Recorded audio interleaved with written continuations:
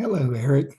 Uh, this is going to be The Elves and the Shoemaker, retold from the Brothers Grimm fairy tale by Jim LaMarche. The Elves and the Shoemaker. There was once a good shoemaker who, through a spell of bad luck, had become very poor. Finally, he had just enough leather to make one last pair of shoes.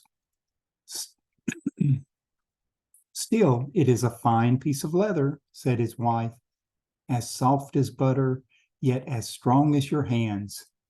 Tonight, dear wife, I will cut the leather, said the shoemaker, and first thing in the morning, I will sew it into shoes. The next morning, when the couple went to the workshop, they were flabbergasted by what they found. There on the work table stood two shoes, perfectly finished, not a stitch out of place. But who? How? Sputtered the shoemaker. His wife could only stare. Just then, a dandy gentleman came into the shop. What magnificent shoes! Please, I must try them on, he said. The shoes fit perfectly. It was as if they had been made just for him. He was so pleased that he paid double the price. Now the shoemaker had enough money to buy leather for two more pairs of shoes. And again that evening, the shoemaker cut out the leather for the shoes and went to bed. And once again in the morning, there were the shoes, finished. Buyers were not lacking for these either. And as before, they were so pleased they paid double the price.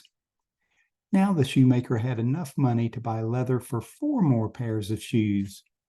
The next morning, just as before, there were the shoes all ready made. On and on it went. Whatever the shoemaker cut out in the evening was finished by morning. Soon the news of the splendid shoes spread throughout the town, and the shoemaker and his wife were no longer poor. One evening, not long before Christmas, as the shoemaker cut more leather for shoes, his wife spoke. Dear husband, who has made us so rich? What if we were to stay up tonight and see who comes to our shop? The shoemaker agreed. So that night they lit a small lamp in the hall, hid behind their coats, and waited.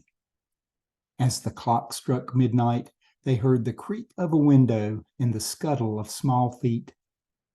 Peeking out from behind the coats, they saw two tiny children sneak into the workshop. They were poorly shod, and they wore only raggedy sacks for warmth. Elves, the shoemaker's wife whispered. The tiny elves tiptoed across the room and climbed up onto the table. Then, humming and whistling, they began to stitch and sew and hammer so quickly with their little fingers that the shoemaker and his wife could not believe their eyes.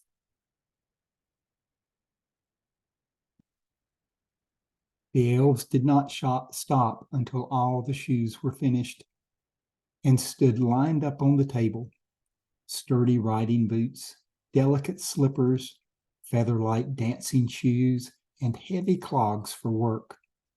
Then the elves tiptoed out of the workshop and up the stairs and out the window. The next morning, the wife said, The little elves have made us rich. We must give them something in return. They run around with so little on, they must be freezing.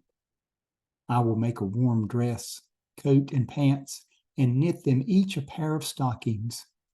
And I shall be happy to make them each a pair of fine shoes, said the shoemaker. They went right to work, and that evening they laid the presents on the work table. Then, like before, they hid behind the coats and waited. At midnight, the elves quietly slipped into the shop, ready for another night's work. But instead of the pieces of leather, they found the beautiful presents. At first, they were too astonished to move. Then they hugged their new warm clothes and quickly put them on. When they were dressed, they leaped and bounced around the room singing, "Now we're elves so fine to see, no longer cobblers will we be." They jumped over chairs, raced around the shop, and finally ran out the door. The click and clack of their new shoes echoed through the streets. From that time on, the little elves were not seen again, but the shoemaker and his wife lived a long and happy life. And they all lived happily ever after. The end.